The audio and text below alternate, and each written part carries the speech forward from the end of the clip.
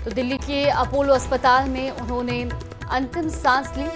श्री मोहनगढ़ जैसलमेर में अंतिम संस्कार होगा। बाड़मेर में 4 बार सांसद और विधायक रह चुके हैं और उन्होंने अब अपोलो अस्पताल में अंतिम सांस ली। आपको बता दें कि कांग्रेस नेता कर्नल सोनाराम चौधरी का बाड़मेर में श्री मोहनगढ़ जैसलमेर में होगा अंतिम संस्कार। तो ये बड़ी खबर आपको बता रहे हैं। बाड़मेर से वो 4 बार सांसद और विधायक रहे और अब उनका निधन हो गया है। प्रेमदान संवाददाता इस वक्त हमारे साथ फोन लाइन पर हैं। प्रेमदान, दुखद खबर के साथ आज शुरुआत हो रही है। कर्नल सोनाराम चौधरी के निधन की सूचना मिल रही है।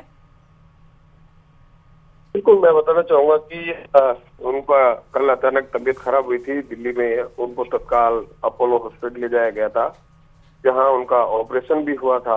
और रात को जिस तरीके की सूचना आई थी कि भी ऑपरेशन सफल हुआ था, लेकिन उसके करीब वापस वो होश में नहीं आ पाए और रात को करीब 11-12 बजे करीब एक खबर निकल के आई कि बाड़मेर जिसमें से 4 बार के सांसद रहे और 22 से विधायक कर्नल सोनाराम चौधरी नहीं रहे और पूरे क्षेत्र में इसकी शोक की लहर है। बिल्कुल प्रेमदान, लेकिन कोई बीमारी थी क्या पहले से? किसी का ऑपरेशन आप बता रहे हैं कि वो करवाने के लिए गए थे? देखिए, ऑपरेशन करवाने के लिए नहीं गए थे, वो कोई बैठक मीटिंग के लिए गए थे और उसी दरमियान इनके कोई पहले ऑपरेशन हो रखा है, पेट में कोई दिक्कत थी, ऑपरेशन हो रखा है, अचानक उसी में दिक्कत हुई थी, जिसकी वजह से उनको तत्काल वो बेहोश हो गए थे। तो तत्काल उनको ले जाया गया, हॉस्पिटल ले जाया गया, जहां पर उनका ऑपरेशन भी हो गया था। लेकिन कई मेहनत करने के बाद में भी उनको बचाया नहीं जा सका। तो प्रयास हुआ हालांकि, लेकिन पहले बताते हैं कि इनका 10 साल पहले कोई पेट का ऑपरेशन हुआ था, तो उसी में वापस फेलियर हुआ, क्योंकि वहाँ जो स्टेंट लगा हुआ था वही फेलियर हुआ और उसकी वजह से सोनाराम चौधरी जो थे उनका दुखद निधन हो गया। बिल्कुल प्रेमदान, और क्योंकि उनका राजनीतिक जो एक लंबा ताना बाना रहा लोगों के बीच, वो काफ़ी समय सक्रिय रहे और अब क्योंकि उनका निधन हुआ है तो कहीं ना कहीं सभी के लिए ये एक दुखद खबर भी है। सांसद उमेदाराम बेनीवाल इस वक्त हमारे साथ है। प्रेमदान, मैं लौटूंगी आपके पास। उमेदाराम बेनीवाल जी, आज की खबर बहुत दुखद है। जानकारी आपको मिली होगी कि कर्नल सोनाराम चौधरी का निधन हो गया है। जी, कर्नल सोनाराम चौधरी का निधन बड़े दुख की बात है। पूरे पश्चिमी राजस्थान के ही नहीं, पूरे राजस्थान के अंदर बड़े लीडर थे और सबके किसानों की मसीहा थे। कर्नल साहब के जाने से किसान कौम को बड़ी क्षति हुई है और वो हमेशा अपने दिल के अंदर ये हमारे किसान कैसे आगे बढ़े, और उनके दिल में यही रहता था कि किसान का बच्चा हमेशा प्रगति करे, आगे बढ़े। और वो हमेशा अपने आप को जवान समझते थे और कभी अपने जीवन के अंदर उनके चेहरे पे कभी निराशा नहीं आई और वो हमेशा पिछड़ों के मसीहा थे, गरीबों के मसीहा थे, किसान कौम के हित के लिए हमेशा संघर्ष करते थे। उनके जाने से किसान कौम को बड़ी क्षति हुई है। लेकिन आपसे ये जानना चाहूंगी, क्या कोई बीमारी उन्हें थी? आपकी तो मुलाकात होती रहती होगी उनसे, अचानक से उनका निधन होना ये अपने आप में बहुत बड़ी क्षति है। उन्हें पहले कोई ऑपरेशन हो रखा था, तो उसी ऑपरेशन के अंदर कुछ दिक्कत आई और उसके बाद में उनको दिल का दौरा पड़ गया और जब निधन हुआ तब अपोलो हॉस्पिटल के सामने ही कहीं अपने निजी काम से गए हुए थे और ऐसे दर्द महसूस किया और तुरंत हॉस्पिटल गए। हॉस्पिटल जाने के बाद में लगभग 15-20 मिनट बाद में बेहोश हो गए और उसके बाद में वापस होश नहीं आ पाए। आपकी कोई आखिरी मुलाकात उनसे कब रही थी? मैं तो जब भी मैंने सुना कि बीमार हो गए उसी समय मैं हॉस्पिटल गया और जब मैं हॉस्पिटल पहुंचा तब तक वो बेहोश थे। मेरे जाने के बाद में उनके ऑपरेशन भी हुआ और स्टेंट भी डाला, लेकिन ऑपरेशन के अंदर सफलता नहीं मिली और आखिर उन्होंने आखिरी सांस अपोलो हॉस्पिटल के अंदर ली। बेनीवाल जी, देखिए, इंसान चला जाता है लेकिन बहुत सी यादें उसकी रह जाती हैं। कोई ऐसी जानकारी जो आज आप साझा करना चाहें, क्योंकि आपकी तो मुलाकात उनके साथ होती रहती थी। हाँ बिल्कुल, मेरा 98 से जब मैं कर्नल सोनाराम पहली बार MP बने थे उससे लेकर आज दिन तक हमेशा उनसे हमेशा मुलाकात होती रहती थी। वो एक नेक दिल इंसान थे, अच्छे इंसान थे, हर जरूरतमंद की हेल्प के लिए हमेशा आगे तत्पर तैयार रहते थे। और जब वो MP रहे हैं, चाहे कांग्रेस में थे, पहले 3 बार कांग्रेस से MP रहे, 1 बार BJP से MP रहे हैं, और हमेशा जवानों के दिल के अंदर रहते थे और किसान और जवानों के एकदम मसीहा थे, और उनकी समस्या के लिए कभी भी हमेशा तत्पर तैयार रहते थे। बिल्कुल, और जैसे कि आप बता भी रहे हैं, गरीबों के, किसानों के, दलितों के, पिछड़ों की आवाज उन्होंने उठाई थी। बिल्कुल दबंग आवाज थे, और हर किसी के मदद के लिए दबंगता से पैरवी करते थे, और दबंग किसान नेता के नाम से मशहूर थे, और पश्चिम राजस्थान में उनकी अलग ही पहचान थी। बिल्कुल, पश्चिमी राजस्थान को खास तौर पर एक बहुत बड़ी क्षति हम बेनीवाल जी से मानेंगे। जी ठीक है, बहुत धन्यवाद हमारे साथ जुड़ने के लिए। तो उमेदाराम बेनीवाल जी कांग्रेस से सांसद इस वक्त फोन लाइन पे हमारे साथ थे, जिन्होंने साझा की जानकारियां। उनका ये कहना था कि वो अस्पताल में पहुंचे थे, लेकिन तब तक निधन हो चुका था। बिल्कुल, और लगातार प्रेमदान भी हमारे साथ बने हुए हैं। प्रेमदान, अभी हम सुन रहे थे कांग्रेस सांसद उमेदाराम बेनीवाल को भी, उन्होंने बताया कि किस तरीके की छवि उनकी थी, वो लोगों के बीच में लोकप्रिय थे। वो इसीलिए क्योंकि वो दलितों की, पिछड़ों की, किसानों की, हर वर्ग की आवाज़ को बुलंदी से उठाते थे।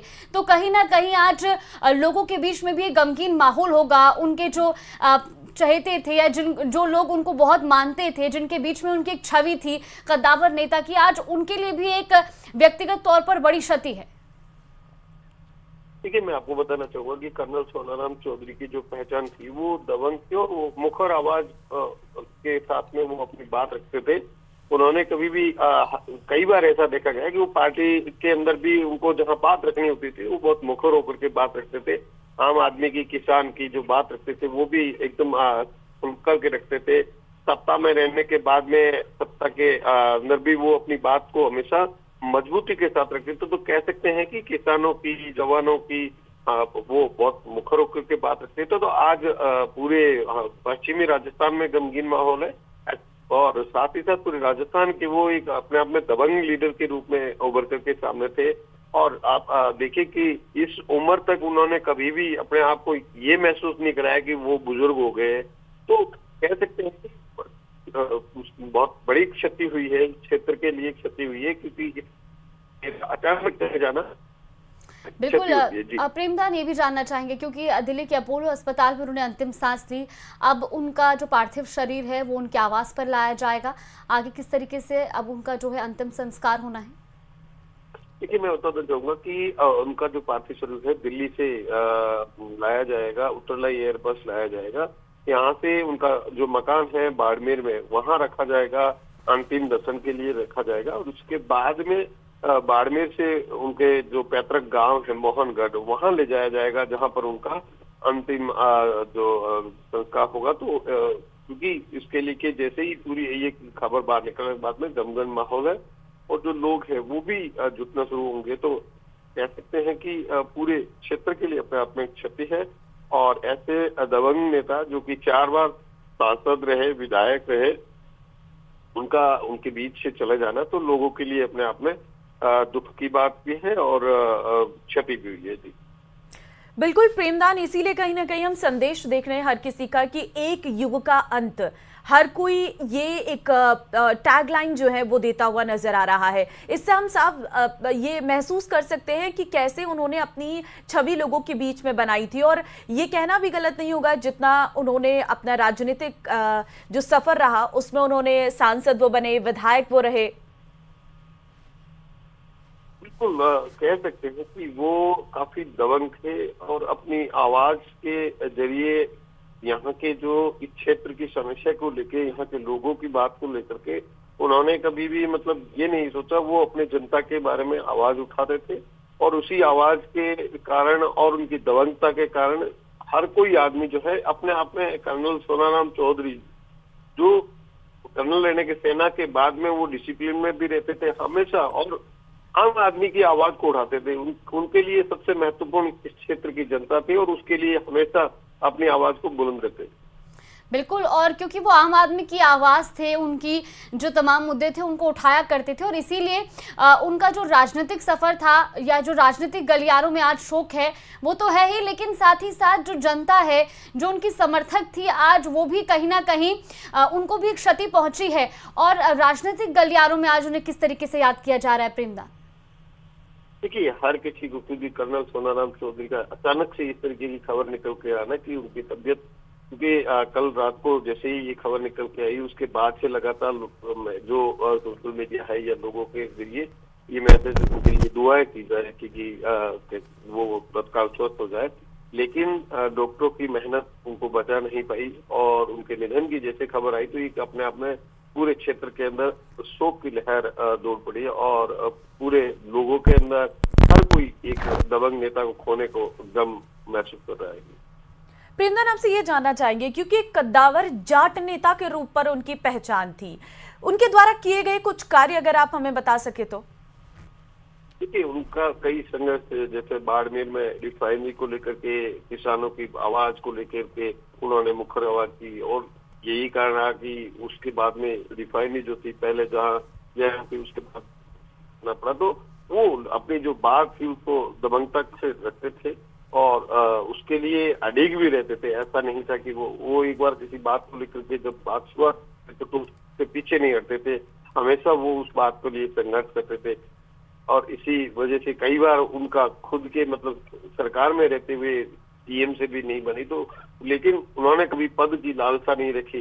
देखिए, 4 बार के सांसद रहे, विधायक रहे, इतने कद्दावर नेता थे, लेकिन कभी भी मतलब इस तरीके का उनका मन की लालसा नहीं रही और उन्होंने हमेशा अपने क्षेत्र की जो जनता की आवाज को आगे रखा और उसके लिए उन्होंने संघर्ष किया। बिल्कुल, और पहले सेना में सेवाएं दी, उसके बाद आम जनता के लिए वो समर्पित हो गए, विधायक बने, सांसद बने और जन जन की आवाज़ उठाते रहे। प्रेमदान, किस वक्त तक उनका जो पार्थिव शरीर है आज वो लाया जाएगा जैसलमेर, फिलहाल जानकारी मिल पाई हो तो? देखिए, मैं बताना चाहूंगा कि अभी अपोलो जो हॉस्पिटल वहां से बाई एयर जो है उनको बाड़मेर पुत्रलाई एयरबेस लाया जाएगा, उसका पार्थिव शरीर है। उसके बाद में बाड़मेर में अंतिम दर्शन के लिए उनके आवास पर रखा जाएगा, क्योंकि बाड़मेर में उनका आवास है, तो वहां रखा जाएगा अंतिम दर्शन के बाद में। उसके बाद में बाड़मेर से बाई रोड जो है वो जैसलमेर ले जाया जाएगा उनका पैतृक गांव जो मोहनगढ़ है, वहां पर उनका अंतिम संस्कार होगा। तो हम कह सकते हैं कि बाड़मेर से जैसलमेर तक बाई रोड जाएगा, तो उसमें काफी लोग जो उनके समर्थक है वो भी वहां पर जुटेंगे। तो अभी हालांकि एग्जैक्ट समय नहीं आ पाया है, लेकिन वहां से दिल्ली से बाई एयर जो है वो उत्तरलाई एयरबेस लाया जाएगा, जिसकी सूचना आई है, और उसके बाद में वहाँ अंतिम संस्कार के लिए रखा जाएगा उनके पैतृक घर जो है बाड़मेर में वहाँ, और उसके बाद में उनके पैतृक गांव मोहनगढ़ में उनका अंतिम संस्कार होगा। उनके घर पर कौन कौन आज पहुंचने वाले हैं, क्योंकि अभी भले ही वो कांग्रेस में थे लेकिन इससे पहले बीजेपी में भी उनकी अच्छी पकड़ रही थी, वसुंधरा राजे से उनके काफी नजदीकी संबंध रहे थे। बिल्कुल, देखिए, कांग्रेस में रहते हुए उनका बीजेपी में आए वो, और बीजेपी में आने के बाद में जसवंत सिंह को उन्होंने चुनाव हराया बीजेपी में, तो हम कह सकते हैं कि इनकी बीजेपी में भी अच्छी पकड़ थी और नेताओं से उनकी जो मुलाकात थी वो अपना तो जो था और वो अपने आप में बहुत गहरा था। तो ऐसे में कई जो नेता है, लोग हैं, वो पहुंचने की उम्मीद है। फिलहाल कौन कौन नेता पहुंच रहे हैं इसकी जो सूचना है वो कुछ ही देर में बाहर निकलेगी, क्योंकि रात दे रहा। बिल्कुल प्रेमदान, जब चुनाव वो लड़ रहे थे तो एक बयान उनके द्वारा दिया गया था, हमें आज भी याद है, पद का भूखा नहीं हूं, जब उनके कांग्रेस में शामिल होने की बात सामने आ रही थी।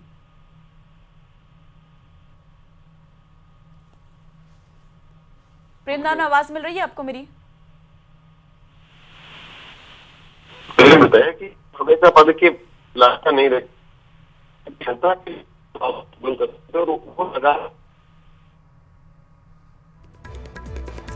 ठीक है, हम लौटते हैं आपके पास प्रेमदान, लेकिन ये आज की सबसे दुखद खबर इस वक्त सामने आई है। कर्नल सोनाराम चौधरी का निधन हुआ है। 4 बार सांसद, 1 बार विधायक रहे। कर्नल सोनाराम चौधरी का दिल्ली में बुधवार को निधन हो गया। कर्नल चौधरी बुधवार को दिल्ली के अपोलो अस्पताल के पास किसी मीटिंग में शामिल होने के लिए गए थे। इस दौरान उनके सीने में दर्द होने पर वो खुद गाड़ी में बैठकर अपोलो अस्पताल पहुंचे थे और वहां पर डॉक्टर ने उन्हें भर्ती कर ऑपरेशन किया गया। इसके बाद उन्होंने अपने बेटे को भी इस बाबत जानकारी दी थी। सांसद उमेदराम बेनीवाल भी अस्पताल पहुंचे और उन्होंने अभी जानकारी भी दी थी उमेदराम बेनीवाल ने कि वो जब अस्पताल पहुंचे थे तो उस वक्त बेहोशी की हालत में वहां पर मौजूद थे।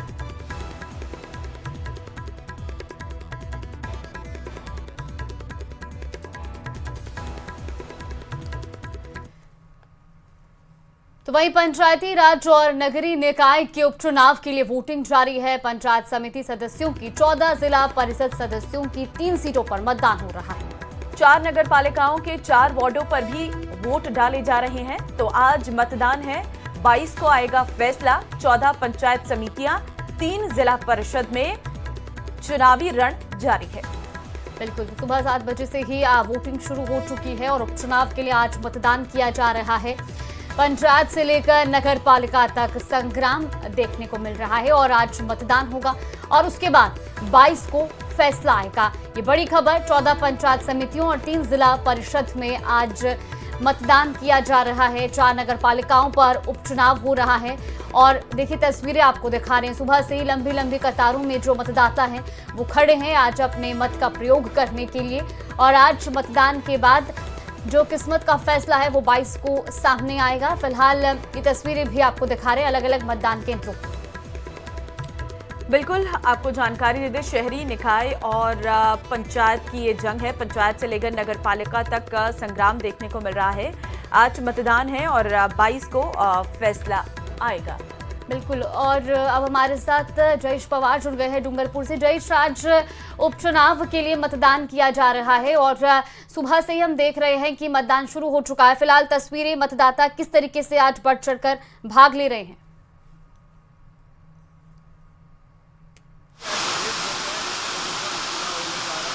वार्ड नंबर 9 और पंचायत समिति के वार्ड नंबर 16 पर उपचुनाव के लिए आज मतदान होना है। मतदान शुरू हो चुका है। डूंगरपुर जिले में इस वक्त जहाँ मतदान होना है वहाँ पर मूसलाधार बारिश है। आप देख सकते हैं तस्वीरों में कितना तेज बारिश हो रही है, जिसके चलते इसका दिक्कत मतदाता अभी यहाँ पर पहुँच रहे हैं।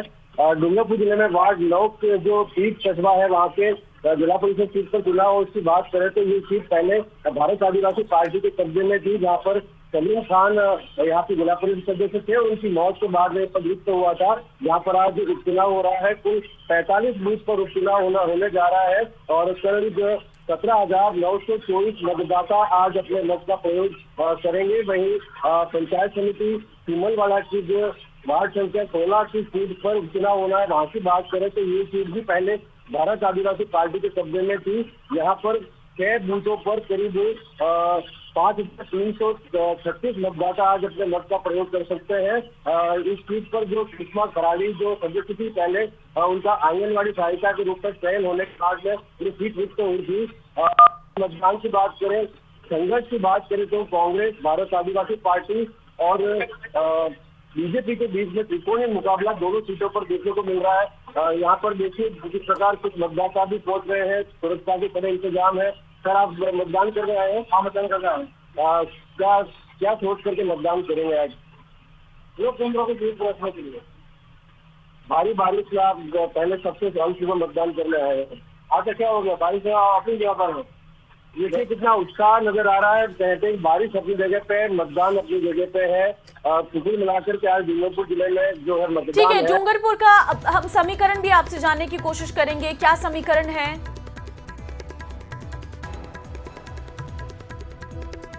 संपर्क टूट चुका है, दोबारा से जुड़ने की कोशिश करेंगे। जयेश संवाददाता डूंगरपुर से थे, लेकिन इस वक्त उनके द्वारा जानकारी दी गई है मतदान केंद्र में बहुत तेज बारिश हो रही है। ऐसे में अभी सुबह के समय लोगों की संख्या थोड़ी कम जरूर है, लेकिन समय दिन चढ़ने के साथ ही कहीं ना कहीं लोगों की संख्या बढ़ती चली जाएगी। उपचुनाव का बिगुल बज चुका है। पंचायत समिति, जिला और सदस्य हम आपको जानकारी दे रहे हैं। पंचायत समिति झाडोल, सायला में और किस तरह से चुनावी समीकरण बदलते हुए नजर आ रहे हैं। आज का दिन महत्वपूर्ण रहने वाला है और कल जो है फैसला भी आ जाएगा आज के चुनाव के।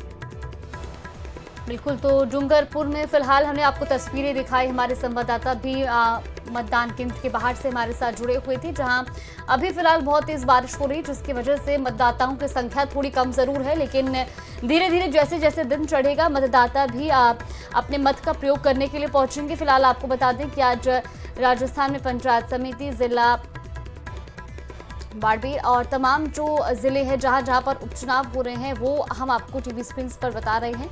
और आपको बता दें कि आज मतदान होना है, कल फैसला आएगा।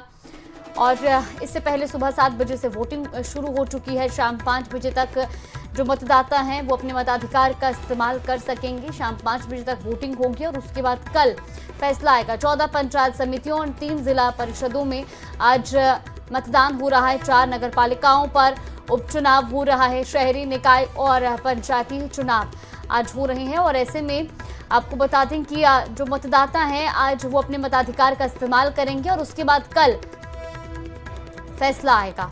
तो ये बड़ी खबर आपको बता रहे हैं, आज 14 पंचायत समितियों और 3 जिला परिषदों में मतदान किया जा रहा है। तो अलग अलग निकाय हैं जहां पर आज चुनाव कराए जा रहे हैं। आपको जानकारी इस वक्त दे दें कि उपचुनाव है और ऐसे में उपचुनाव में किसका पलड़ा भारी रहता है इसका भी बहुत असर आने वाले चुनाव पर पड़ सकता है। तो जाहिर तौर पर सभी पार्टियों ने अपने स्तर पर पूरी तैयारियां की हुई हैं और इस वक्त हम डूंगरपुर के आपको बता रहे हैं क्योंकि पंचायत राज्य उपचुनाव 2025 का आयोजन डूंगरपुर जिले में जिला परिषद के वार्ड 9 और पंचायत समिति सीमलवाड़ा के वार्ड 16 पर मतदान आज है। 45 बूथ पर सुबह 7 बजे से मतदान शुरू हो चुका है और जिला परिषद सीट पर 17,924 मतदाता और पंचायत समिति सीट पर 5,326 मतदाता मतदान करेंगे। दोनों सीटों पर ही त्रिकोणीय मुकाबला है। भाजपा, कांग्रेस और भारत आदिवासी पार्टी के बीच ये मुकाबला रहने वाला है। तो आज का दिन महत्वपूर्ण रहेगा क्योंकि पल पल बदलते चुनावी परिणाम पर नजर रहने वाली है। श्रीगंगानगर के जिला परिषद जोन 22 का उपचुनाव आज है। सुबह 7 बजे से शाम 5 बजे तक मतदान होगा। जिला निर्वाचन विभाग ने उपचुनाव के लिए 35 मतदान केंद्र वहां पर बनाए गए हैं। जोन 22 के मतदाताओं का आज अवकाश भी रहने वाला है। सवंतिक और श्रीगंगानगर और साधुशहर तहसीलदार को नियुक्त किया गया है एरिया मजिस्ट्रेट। तो इसी तरह से झुंझुनू के नवलगढ़ नगर पालिका उपचुनाव भाजपा और कांग्रेस के बीच यहां पर सीधा मुकाबला है। भाजपा की सविता शर्मा और कांग्रेस की अनीता शर्मा के बीच सीधा मुकाबला है। नवलगढ़ पालिका के वार्ड 10 का उपचुनाव है। पार्षद उर्मिला चोटिया के निधन से ये सीट खाली हुई थी। जयपुरिया मंदिर धर्मशाला में बनाए गए 2 मतदान केंद्र करौली में भी है। मासलपुर पंचायत समिति सदस्य और मंडरायल पंचायत समिति सदस्य का होगा चुनाव। ऐसे में मंडरायल के वार्ड नंबर 6 और मासलपुर के वार्ड नंबर 2 के सदस्य के लिए उपचुनाव रहने वाला है। मतदान के लिए मंडरायल में 4 और मासलपुर में 5 केंद्र बनाए गए हैं। बिल्कुल, तो सुबह 7 बजे से ही मतदान किया जा रहा है। बढ़ते हैं आगे, खबर जयपुर से आपको देंगे जहां एसओजी ने बड़ी कार्रवाई की है। तो आपको बता दें कि एसओजी ने अलग अलग भर्ती परीक्षाओं में धांधली करने वालों को गिरफ्तार किया है। एसओजी ने 3rd ग्रेड टीचर एग्जाम 2023 का डमी कैंडिडेट भी गिरफ्तार किया है। मूल अभ्यर्थी अरविंद का डमी कैंडिडेट राकेश कुमार विश्नोई था। राकेश फिलहाल सवाईमाधोपुर जिले के बौली में ग्राम सेवक है। मूल अभ्यर्थी अरविंद कुमार पहले ही गिरफ्तार हो चुका है। इसके अलावा पटवारी भर्ती परीक्षा 2021 का मूल अभ्यर्थी भी गिरफ्तार हुआ है। आरोपी सागर मीणा ने डमी कैंडिडेट के जरिए परीक्षा दी। अजमेर के नसीराबाद में फिलहाल पटवारी पद पर कार्यरत है। तो वहीं डमी कैंडिडेट रोशन लाल मीणा पहले गिरफ्तार हो चुका है। इसके अलावा पीटीआई भर्ती परीक्षा 2022 में फर्जीवाड़े का आरोपी भी गिरफ्तार किया गया है। तो सौरभ कलाल फिलहाल बांसवाड़ा में पीटीआई के पद पर तैनात है। जेएस यूनिवर्सिटी से बैकडेट में बीपीएड की फर्जी डिग्री ली। डिग्री दिलाने वाला आरोपी प्रदीप शर्मा पहले से एसओजी की गिरफ्त में है। तो देखिए, एसओजी की बड़ी कार्रवाई से इस वक्त आपको रूबरू करवा रहे हैं। जयपुर में ये बड़ी कार्रवाई की गई है। एसओजी ने अलग अलग भर्ती परीक्षाओं में धांधली करने वालों को गिरफ्तार किया है। एसओजी ने 3rd ग्रेड टीचर एग्जाम 2023 का डमी कैंडिडेट गिरफ्तार किया है।